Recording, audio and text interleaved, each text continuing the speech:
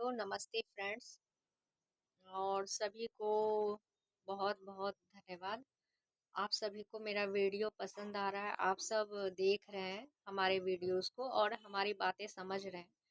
हम आपकी उज्जवल भविष्य की सच्चे दिल से कामना करते हैं, इसलिए हम आपसे अ, आपके भविष्य के बारे में बात करते हैं। अगर ऐसा होता है, कल हमारी बात हो रही थी, बातचीत का हमारा सब्जेक्ट था अ, जरूरी क्या है, महत्वपूर्ण क्या है। तो कल का सब्जेक्ट तो था, उसमें हम कुछ बातचीत किए हुए थे और बताए हुए थे। उसका आंसर था कि परिश्रम करना आज के समय में महत्वपूर्ण है, सबसे ज़्यादा जरूरी है। तो परिश्रम किस क्षेत्र में होना चाहिए, आज हम ये बात करेंगे। ठीक है, कल के ही विषय को हम आगे लेते हुए चलते हैं और इसी टॉपिक से फिर धीरे धीरे हम वर्क फ्रॉम होम की सारी सब्जेक्ट पे जाएंगे। तो आप परिश्रम किस क्षेत्र में करना चाहिए, तो परिश्रम अध्ययन मनन चिंतन में करना चाहिए, स्वाध्याय में करना चाहिए, जो हमारा सब्जेक्ट है।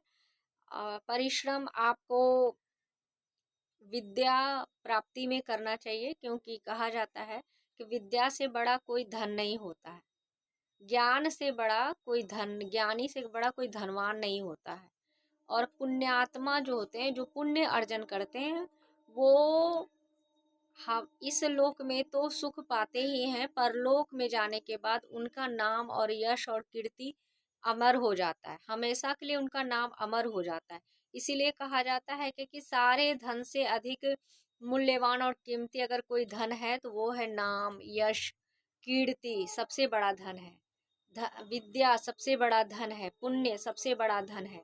ये जो क्षय नहीं होता है, पुण्य क्षय नहीं, विद्या क्षय नहीं होता है। अगर आपने कोई विद्या प्राप्त की है, आपके पास व्याकरण का ज्ञान नॉलेज है, आपके पास ज्योतिष का नॉलेज है, विद्या अलग होता है और शिक्षा अलग होता है।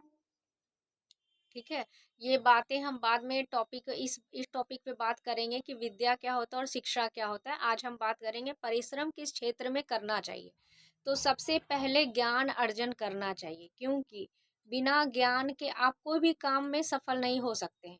जब आपको कुछ नॉलेज ही नहीं है, कुछ ज्ञान ही नहीं है, आपके पास कोई मतलब कि तर्क नहीं है, कुछ मतलब कि विशेष अनुभव नहीं है किसी काम का, आपके पास कोई मतलब एक कहा जाता है कि वे नहीं है, आपको ये पता नहीं है कि आप जिस दिशा में जा रहे हैं वो उस रास्ते पे जा रहे हैं, उस रास्ते पे जाने के बाद आपको क्या क्या परेशानी मुसीबत झेलना पड़ सकता है, वहाँ क्या क्या मिलेगा, आगे चल के क्या होगा।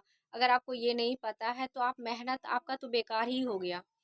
तो इसीलिए मेहनत करना है, बट आपको पहले नॉलेज पे ज़्यादा फोकस करना है, एजुकेशन पे ज़्यादा, लर्निंग पे ज़्यादा फोकस करना है। हमारा सबसे मेन उद्देश्य जीवन का होता है कि हमारा खुद का जीवन में सुख शांति और समृद्धि आए और रहे।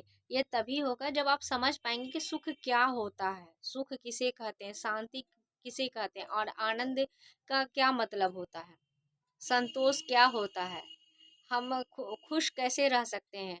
ठीक है, तो ये पहले पहले आपको ये पता होना चाहिए। तो यही नॉलेज, यही ज्ञान होता है कि हम खुद के बारे में पहले जाने कि हम कौन हैं, हम क्या हैं। हम एक मनुष्य हैं, ठीक है, मनुष्य हैं, इतना काफ़ी नहीं है डिफिनेशन। हम हमारा नाम क्या है, हम कहाँ के रहने वाले हैं, वहाँ का वातावरण कैसा है। जैसे कि यूपी के वातावरण अलग है, बिहार का वातावरण अलग है, गुजरात का वातावरण अलग है, हर एक क्षेत्र का वातावरण अलग अलग है। उसी तरह से आप जहाँ रहते हैं वहाँ का वातावरण क्या है। तो वातावरण के अनुसार आपको चलना चाहिए, ज्ञान के अनुसार चलना चाहिए, अपनी क्षमता के अनुसार आपको प्रयास करना चाहिए। तो आपकी क्षमता क्या है, पहले वो जान लीजिए कि हमारी क्षमता क्या है। अगर हमारे पास 500 रुपये है, तो आप 500 का 500 रुपये अगर शिक्षा में खर्च कर देंगे तो आप परेशान हो जाएंगे। आपको व्यवहारिक नॉलेज होना चाहिए, पहले व्यवहार अच्छा होना चाहिए। आपको पता होना चाहिए कि आपके पास 500 रुपये है, तो उसमें से आप 50 रुपये की बुक लेकर के स्टडी कर सकते हैं, 500 में से।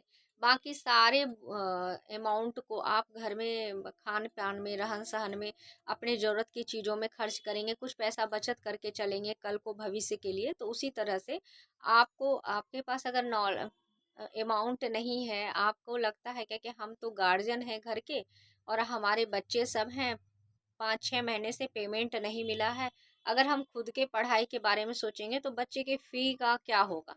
तो सही बात है, बच्चे के ज़िम्मेदारी आपके ऊपर है, आप माँ हैं या पिता हैं और आपको अमाउंट पेमेंट नहीं मिला है, मतलब कि पे नहीं मिला है 5-6 मंथ से और आपके घर पे बहुत ज़्यादा समस्या है, तो आपको क्या लगता है कि कल ये समस्या आपके पास नहीं आएगी? मान लीजिए इस मंथ में आपको पेमेंट मिल जाए, तो आपका वो पहले वाला मैटर तो सॉल्व हो जाएगा, तो क्या आपको लगता है कि आगे फिर ऐसा नहीं होगा कि आप पेमेंट नहीं मिलेगा?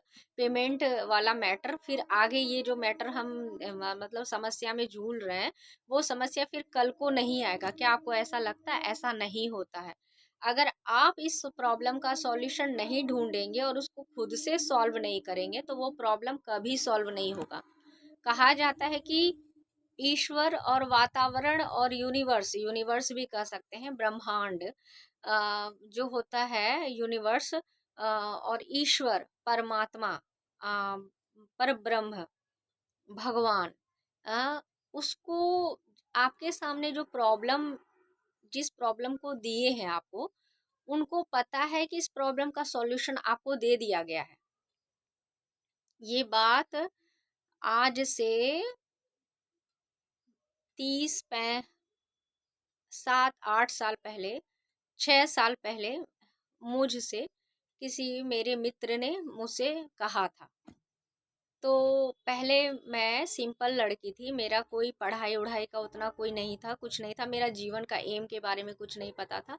लेकिन हाँ, इतना पता था कि हम अपने लाइफ में कुछ अच्छा करेंगे, ये पता था। बट ये नहीं पता था कि क्या करना है, नहीं करना है। बट जिस मित्र ने ये बात कही है, वो एक अच्छे फैमिली से थी।